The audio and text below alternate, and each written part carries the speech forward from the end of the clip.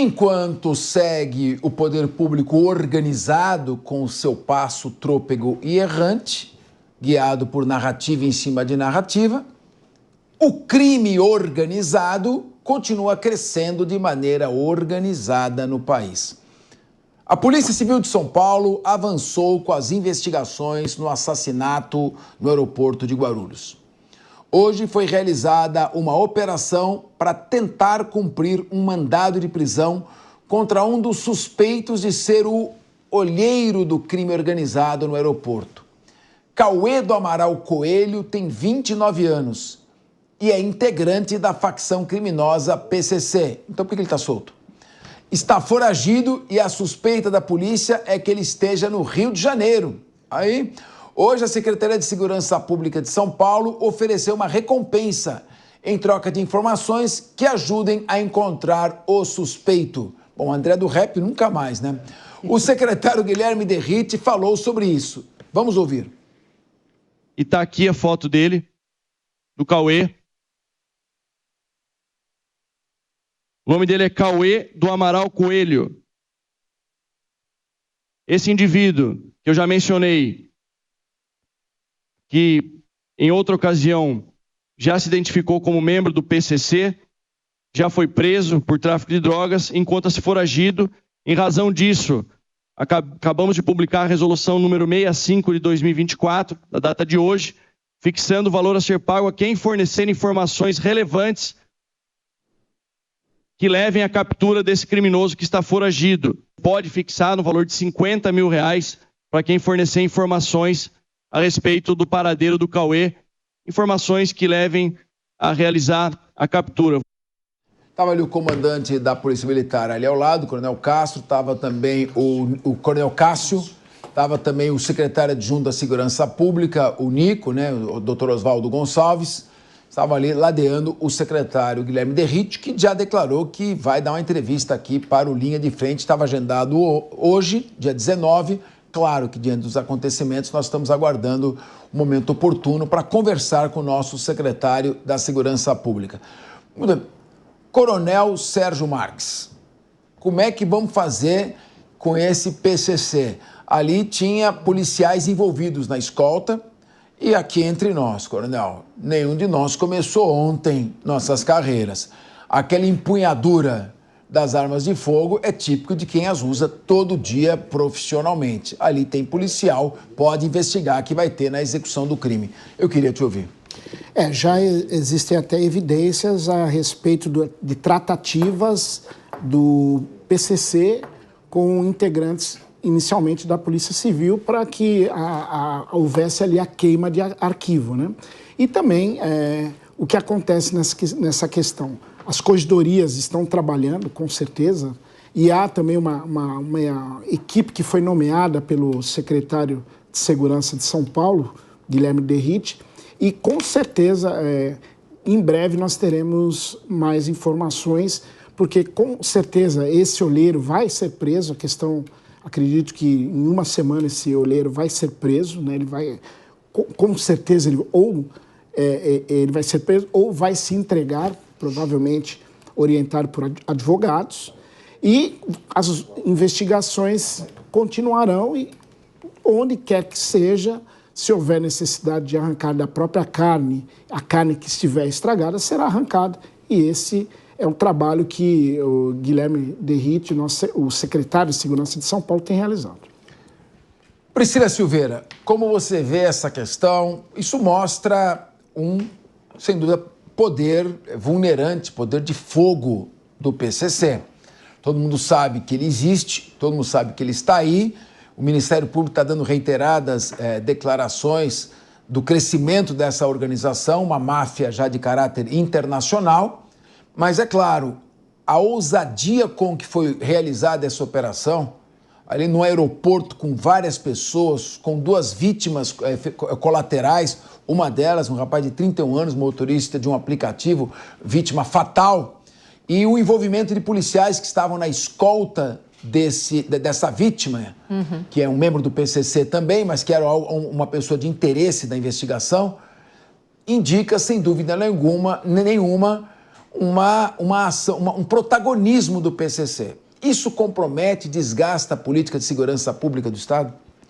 Capês, a gente vem insistindo em falar que o PCC, que é a organização criminosa, eles estão estruturados a ponto da gente falar que o Estado está deixando de lado essa possibilidade de enfrentá-lo, embora a gente tenha resistência. Mas aqui você falou uma coisa, Capês, que é importante a gente voltar à baila, que é o nosso secretário de Segurança Pública, Guilherme Derrite, ele ofereceu aí R$50 mil para quem entregasse ou para quem vem entregar aí o Cauê, que ele teria sido olheiro, mas a gente não pode deixar de lembrar a nossa audiência que a pessoa que morreu, que era o criminoso delator, enfim, ele também teria delatado pessoas que seriam policiais. Então, quando o Guilherme Derrite fala que vai dar a recompensa para esse olheiro, que ele faz parte da organização criminosa, isso também é preocupante, porque haja vista que a pessoa que morreu, que é o Vinícius, era o nome dele? Eu não me lembro. Vinícius Grinsbach. O Vinícius também teria falado de propinas, então a gente não sabe ali, até então, pelo menos penso que a gente vai ter que aguardar as investigações,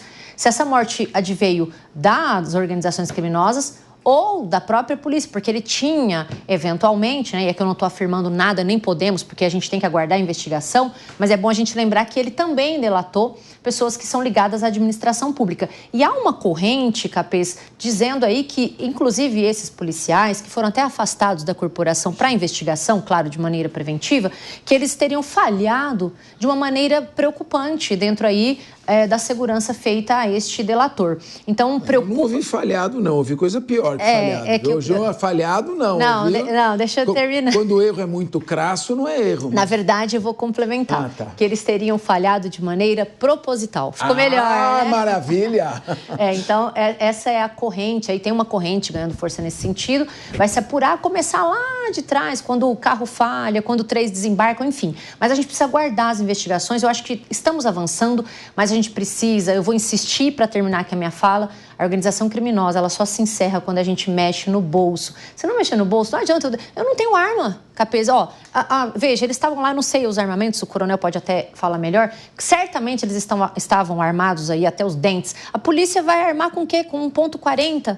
Então eu preciso armar, eu preciso dar mais segurança, pagar melhor a polícia. É um aranhado de coisas que a gente precisa para enfrentar o crime organizado e eu não sou... Outro dia eu fui falar isso, Capês, alguém falou, vai lá você enfrentar. Não, querido, eu não vou, eu não tô aqui para enfrentar, eu tô aqui para comentar o que eu acho e, se for válido, que seja usado para isso. Se eu não mexer no calcanhar de Aquiles, eles vão continuar espalhando e a gente vai ficar aqui debatendo e dizendo que eles vão ganhando força cada vez mais. Precisa investigar essa falha, precisa investigar se ele faz parte do PCC, prender esse olheiro, ver a importância dele na manobra criminosa, porque certamente se ele deu o ponto, para poder falar, ele falou lá, tá indo, ele sabia quem é, para quem é que ele queria dar essa ponta aí, falando, tá chegando. A gente precisa saber dele, para quem que é que ele disse.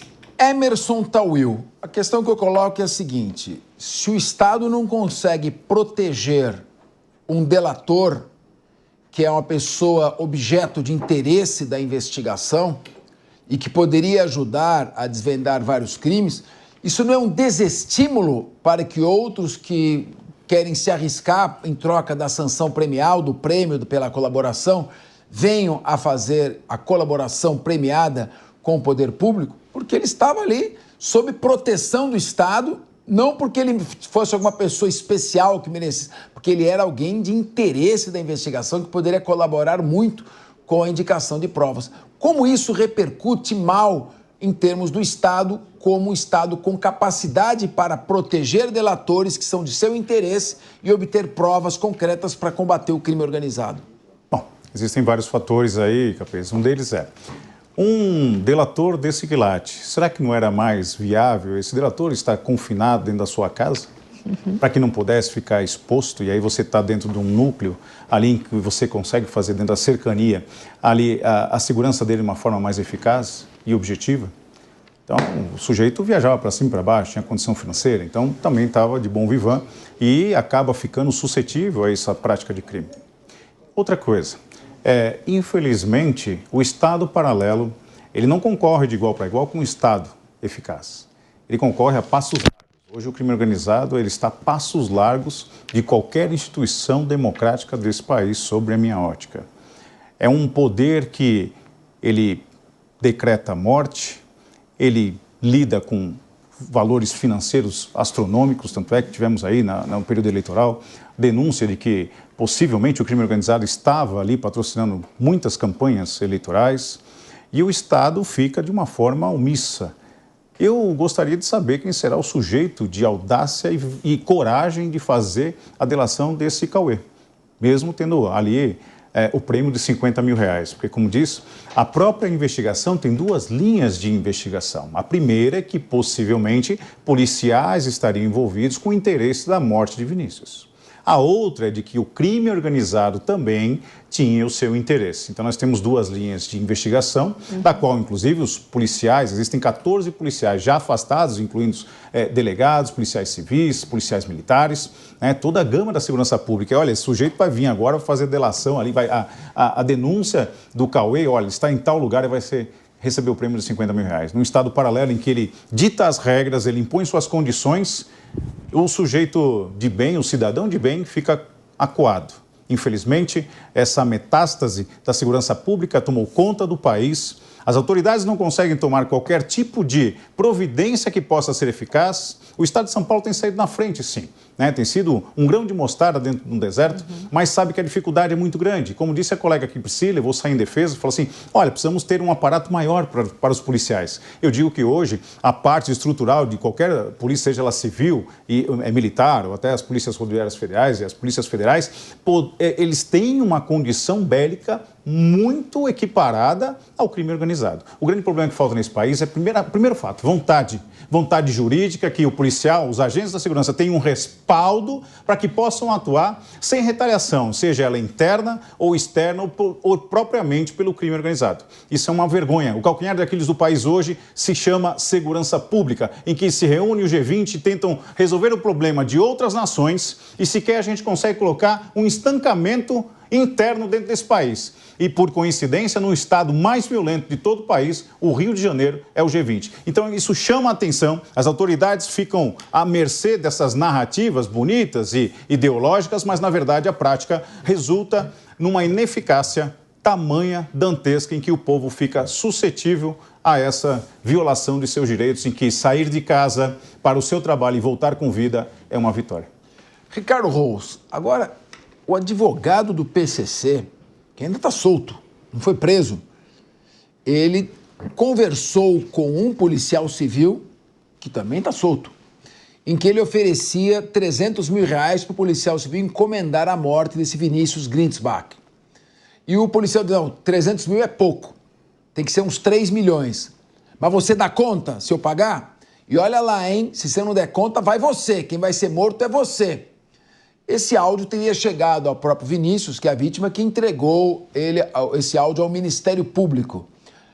Como é que é feita uma coisa escancarada dessa maneira, com telefone, sem qualquer receio de que vai haver uma interceptação? A que ponto está chegando o crime organizado e os seus tentáculos? Na advocacia, na magistratura, no Ministério Público, na Polícia Civil, na Polícia Militar, na política, nas secretarias municipais, nas câmaras municipais. Aonde vai parar isso? Cabeça, que no Brasil, uma das poucas coisas organizadas é o crime organizado. E essa história tem muita coisa errada. Esse cidadão não era empresário, criminoso, cidadão que morreu. Esse cidadão era acusado de ter mandado matar 2 pessoas do PCC porque ele foi passado R$200 milhões para lavagem de dinheiro para o PCC através de criptomoedas. Aí começou o problema todo. Esse cidadão estava fazendo colaboração premiada com a polícia, que era para, então, delatar, inclusive, policiais que estariam envolvidos aí nesse processo. Investigando o homicídio. Investigando o homicídio. Esse cidadão estava andando tranquilamente por aí. Ele foi a Maceió para buscar, voltou de Maceió com a mala que tinha joias dentro, o valor estimulado em R$1 milhão. Primeira pergunta que eu faço, como é que é isso? O cara é um criminoso, tá suspeito de fazer lavagem para o PCC de R$200 milhões, esses 200 milhões até agora ninguém tá falando, desapareceu por aí. O cara vai viajar para Maceió tranquilão, volta com uma maleta cheia de joia E aí, então, de acordo com as câmeras de segurança que a polícia está usando dentro do aeroporto de Guarulhos, foi passado o timing certinho para o carro que se movimentou dentro do tempo certo, ou seja, de fato tinha um olheiro, esse que o secretário Derrite aí informou a foto aí, que cantou toda a bola para então matarem o cara no aeroporto, Terminal 2 do aeroporto de Guarulhos, que muitos de nós transitamos ali o tempo inteiro. Tem muita informação errada dentro e fora da polícia nesse caso.